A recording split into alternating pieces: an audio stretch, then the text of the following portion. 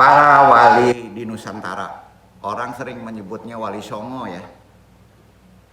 Mereka itu berhasil mengislamkan mayoritas penduduk Nusantara yang sebelumnya Hindu, Buddha, animisme kan? Betul kan? Termasuk di Sumatera Barat. Syekh Burhanuddin Tuan Muku Ulakan. Betul kan? Masih biaro, masih animisme, ada Buddha, ada Hindu yang dicampur aduk. Ya. Mampu merubahnya itu hanya dengan perang atau tidak? Dengan dakwah damai, logika, karomah nggak? Sampai sekarang di Ulakan itu masih banyak dikasih rezeki berkahnya, dagang, pernik-pernik masih laku, betul? Jadi jangan terlalu jauh perkara karomah tuh. Bukan bisa terbang, bisa ngambang, enggak. Lebih keren sekarang lagi. Hanya dengan dakwah damai. Bukankah itu karomah yang luar biasa? Analogi. Itu karomah nyata. Bukan terbang, bukan apa-apa, bukan ngambang, tapi merubah peradaban dunia. Merubah peradaban orang yang sesat. Karomah enggak, Pak? Masya Allah.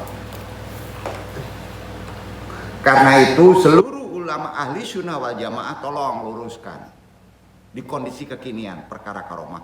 Jangan kembali lagi menjadi kuno lagi, Pak, pola berpikir kita.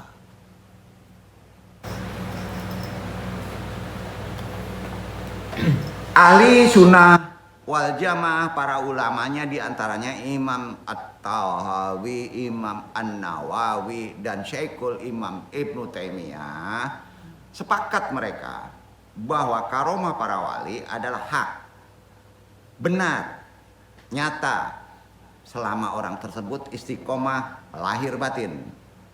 Karenanya Al-Imam Tushtari, ulama sufi ini ngomongnya gini, menyembunyikan karomah lebih wajib daripada menyembunyikan dosa. Pak, antum dikasih karomah, bisa terbang, wajib disembunyikan. Sampai Pak, antum bisa menolong karena bencana besar, Nggak boleh tahu orang lain, tangan pun nggak boleh tahu. Berat, berat. Itu poinnya naik tuh. Memamerkan karomah bisa menimbulkan apa, Pak? Doa. Psikologi. Ria. Apalagi? Ujub. Sepakat? Otomatis. Otomatis. Ada sesuatu keahlian antum dipamerkan hal yang sifatnya lil adat, dong cikui kok. Tuh. Coba pamerkan. Gak bisa, tumpul, dosa. Itu poinnya. Syukur-syukur kita ada kontrol. Nah pertanyaannya, mau punya karomah gampang. Yang paling gampang bukan dari Allah. Tuh, gampang. Benar-benar gampang. Pakai batu semuanya kan, bisa jadi karomah tuh. Anak sihir belajar. Haram hukumnya. Memamerkan karomah menimbulkan ria dan ujub. Sepakat ulama tuh. Jadi yang namanya karomah itu ada yang nyata. Tapi karomah yang paling agung adalah ketika kita bisa istiqomah sampai akhir hayat di jalan Allah. Sepakat? Itu lebih mahal daripada bisa terbang berjalan di atas air. Kondisinya begitu. Contoh karomah wali ahli sunnah. Yakin bahwa wali Allah dan juga adanya karomah, yakin. Sebagaimana kedua hal ini ditunjukkan oleh dalil-dalil Quran dan Sunnah. Tadi udah disebut serta dijelaskan para ulama ahli sunnah. Namun ahli sunnah meyakini wali itu bukanlah orang yang sudah tidak lagi menjalankan syariat agama. Enggak begitu.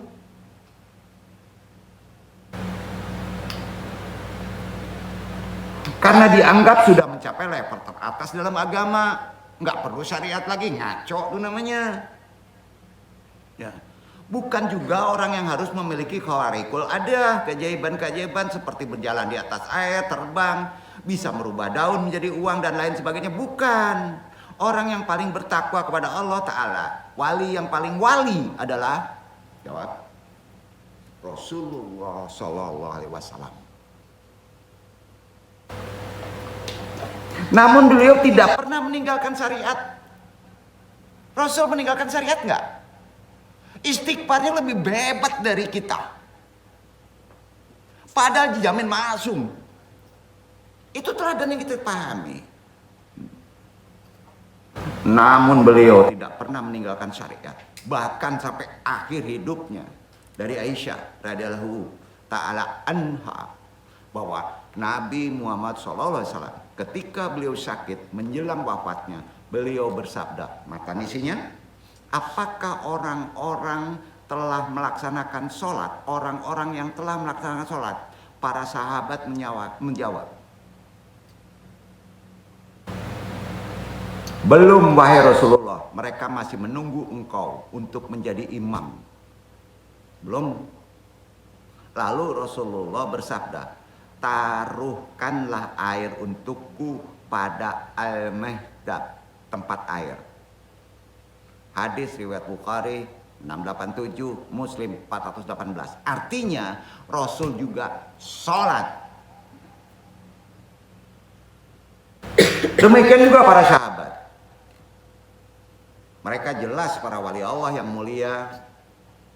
Mereka tidak ada yang meninggalkan syariat sampai akhir hayatnya. Bagaimana Umar bin Khattab radhiyallahu anhu ketika sakaratul maut akibat ditusuk oleh Abu Lulu, beliau tetap melaksanakan sholat. Ia masuk ke rumah Umar. Ini riwayatnya bersama Ibnu Abbas radhiyallahu anhu ketika Umar pagi harinya ditusuk oleh Abu Lulu. Maka Ibnu Abbas radhiyallahu anhu berkata, wahai Amirul Mukminin, ayo sholat. Umar pun menjawab, betul. Tidak ada bagian dalam Islam bagi orang yang menyia-nyiakan sholat. Hadis riwayat Malik bernomor 39. Maka jelas kebatilan keyakinan bahwa wali itu adalah orang yang boleh meninggalkan syariat adalah batil. Al-wali secara bahasa, wali secara bahasa dari Arab artinya al-qurbu wad-dunnu, orang yang dekat. Demikian juga al-wali bermakna didul adu, anonim dari kata musuh. Secara istilah, wali Allah adalah orang-orang yang menjalankan ketaatan kepada Allah dan menjauhi larangan-larangannya istiqomah sampai akhir hayat. Allah Ta'ala sudah mendefinisikan wali dalam Al-Quran. Karena itu Al-Anfal 34 jelas. Dibaca dulu.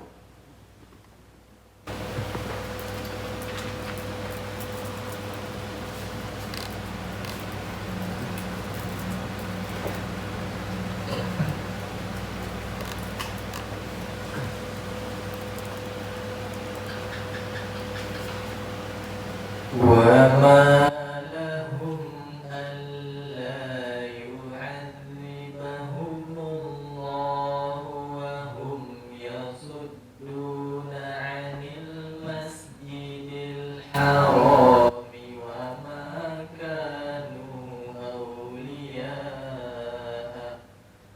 إن أولياء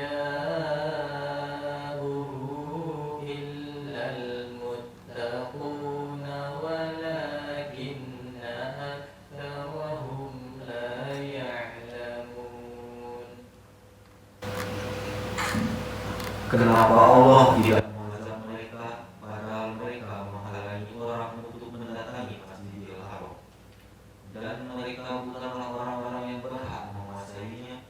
Orang-orang yang berhak menguasainya hanyalah orang-orang yang bertakwa, tetapi kebanyakan mereka tidak mengetahui. Maka bisa dikatakan begini, tidak benar wali Allah itu adalah orang yang punya khariqul-ada. Tidak semuanya benar yang mempunyai keajaiban-keajaiban.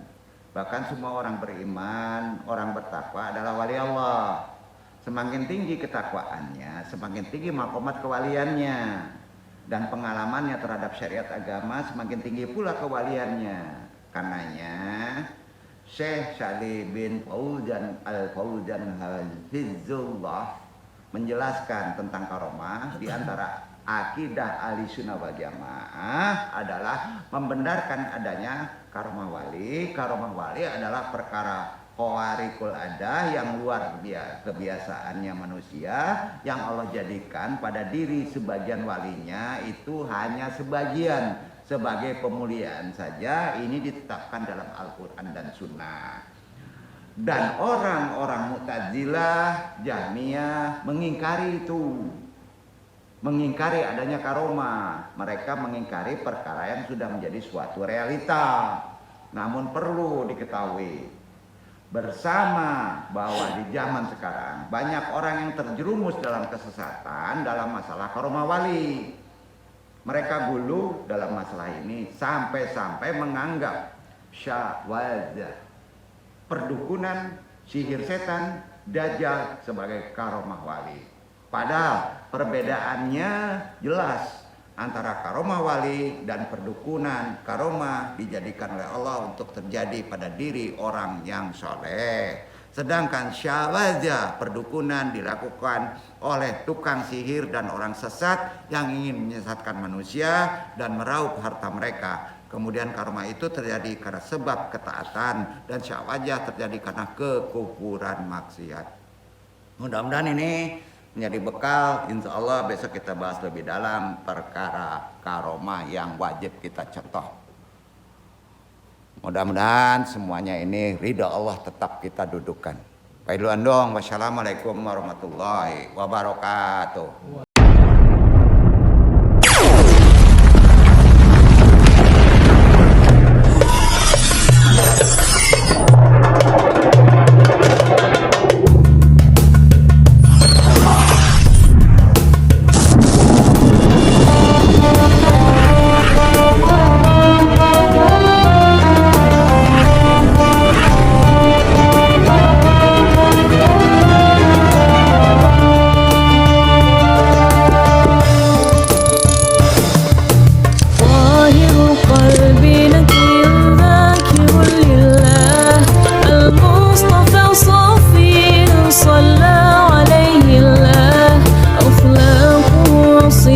صفاته سبحان من سواه